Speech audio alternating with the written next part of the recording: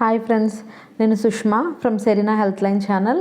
ఈరోజు నేను మీతో చెప్పాలి అనుకున్న టాపిక్ ఏంటి అంటే ఫ్రెండ్స్, గుండె సంబంధిత వ్యాధుల గురించి ఈరోజు నేను మీతో ఇన్ఫర్మేషన్ షేర్ చేసుకుందాం అనుకుంటున్నాను. ఫ్రెండ్స్, గుండె సంబంధిత వ్యాధులు రావడానికి గల కారణాలు ఏంటి, ఒకవేళ వచ్చినట్లయితే కనుక ఎటువంటి లక్షణాల ద్వారా అది గుండె సంబంధిత వ్యాధా కాదా అని నిర్ధారించడం అనే దాని గురించి ఈరోజు వీడియోలో నేను మీతో ఇన్ఫర్మేషన్ షేర్ చేసుకుంటాను ఫ్రెండ్స్.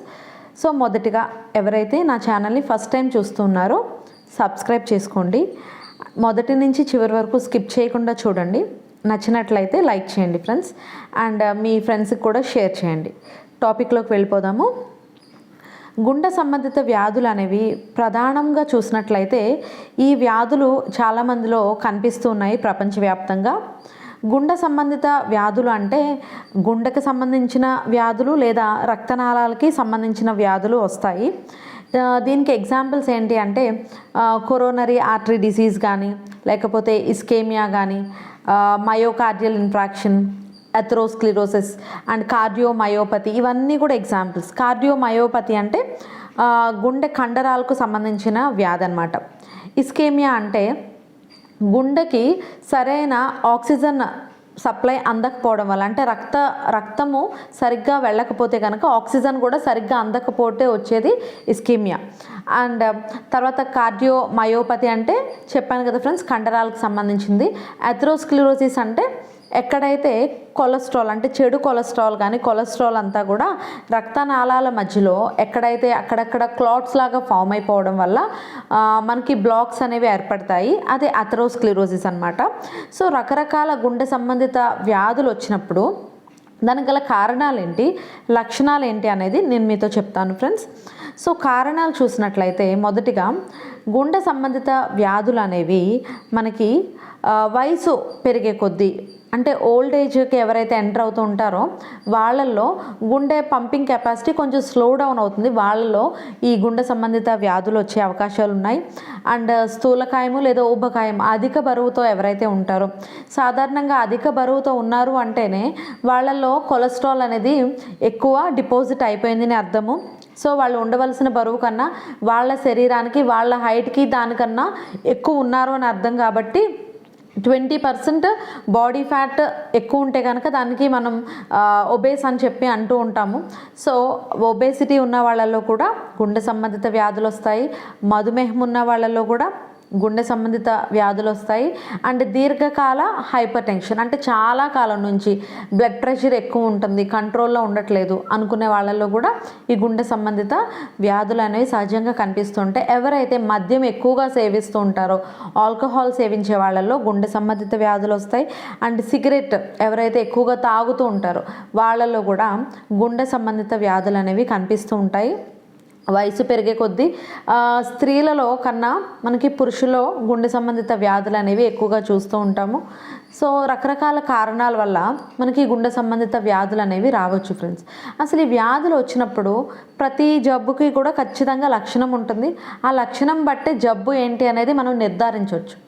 సో గుండె సంబంధిత వ్యాధులు వచ్చినప్పుడు మొదటిగా కనిపించే లక్షణం కార్డియోమయోపతి ఎగ్జాంపుల్ చూసినట్లయితే కనుక మనకి శ్వాస తీసుకోవడానికి చాలా ఇబ్బంది పడుతూ ఉంటారు. ఎందుకంటే అక్కడ ఉన్న కండరాలు అనేవి బలహీనంగా ఉండటం వల్ల రక్తాన్ని పంప్ చేయడానికి వాటికి చాలా కష్టం అవుతుంది. సో కష్టమైనప్పుడు వాళ్ళకి శ్వాస తీసుకోవడానికి ఇబ్బంది అవుతుందన్నమాట. సో దీంతోపాటు చెస్ట్ టైట్నెస్, అంటే ఛాతి దగ్గర అంతా చాలా బరువుగా పట్టేసినట్టు ఛాతి నొప్పి అనేది కనిపిస్తూ ఉంటుందన్నమాట వాళ్ళల్లో.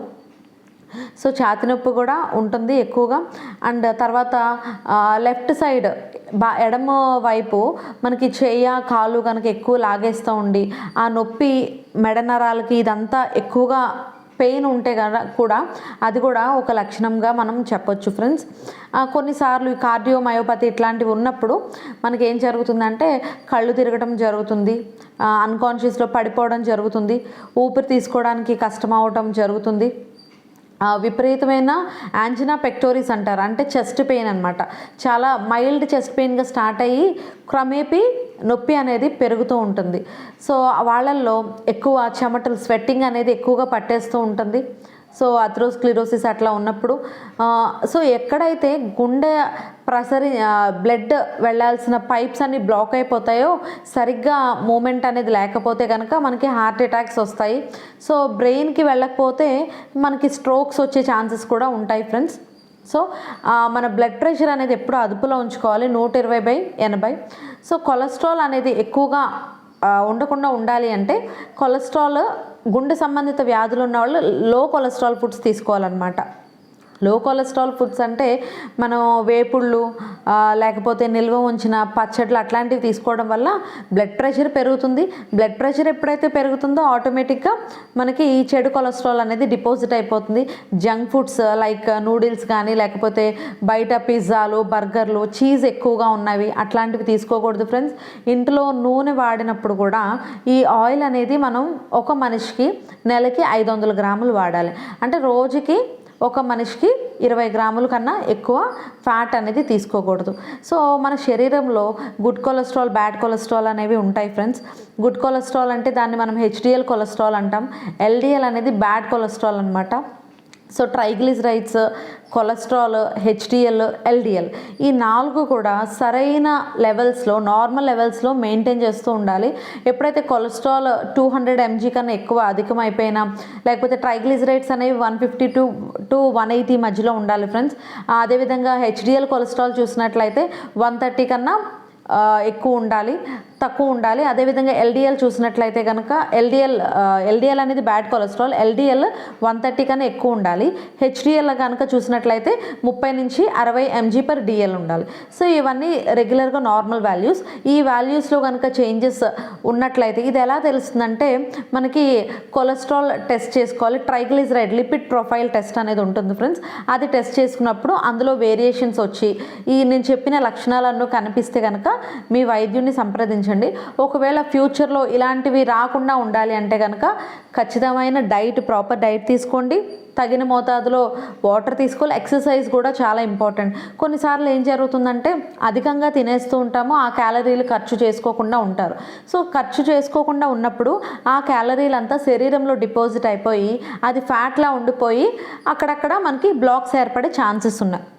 సో ఎంతైతే మనం తీసుకుంటూ ఉన్నామో ఆ క్యాలరీస్ మనం యూటిలైజ్ చేసుకున్నట్లయితే కనుక బాడీలో కొలెస్ట్రాల్ అనేది పేరుకుపోదు.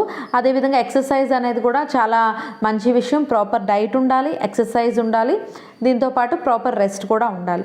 సో ఎవరైతే ఈ జంక్ ఫుడ్స్ తీసుకోకుండా చక్కగా హెల్తీ ఫుడ్ అంటే బ్యాలెన్స్డ్ డైట్ తీసుకుంటూ కొలెస్ట్రాల్ ఫుడ్స్కి దూరంగా ఉంటారో, అదేవిధంగా వయసు పైబడే కొద్దీ వాళ్ళలో ఉన్న ప్రతి మెటబాలిక్ యాక్టివిటీస్లో కూడా కొంచెం స్లో డౌన్ అవుతుంది ఫ్రెండ్స్. సో ఆ టైంలోనే ఇంకా జాగ్రత్త ఎక్కువ తీసుకుంటూ ఉండాలి. సో ఈరోజు మనం ఈ వీడియోల ద్వారా గుండె సంబంధిత వ్యాధులు రావడానికి గల కారణాలు ఏంటి అండ్ లక్షణాలు ఏ విధంగా, ఎటువంటి లక్షణాన్ని బట్టి మనం గుర్తించవచ్చు అండ్ ఎలాంటి ఆహార నియమాలు పాటించినట్లయితే మనం దీని నుంచి మనం ప్రివెంట్ చేసుకోవచ్చు అనేది ఈ వీడియో ద్వారా నేను మీతో షేర్ చేసుకున్నాను ఫ్రెండ్స్. హోప్ ఈ వీడియో ద్వారా మీరు చాలా ఇన్ఫర్మేషన్ గెయిన్ చేసుకున్నారు అనుకుంటున్నాను అండ్ మీకు చాలా యూస్ఫుల్గా ఉంది అని కూడా అనుకుంటున్నాను ఫ్రెండ్స్. ఇంకొక ఇంపార్టెంట్ టాపిక్తో మీ ముందు ఉంటాను. Thank you friends. Bye.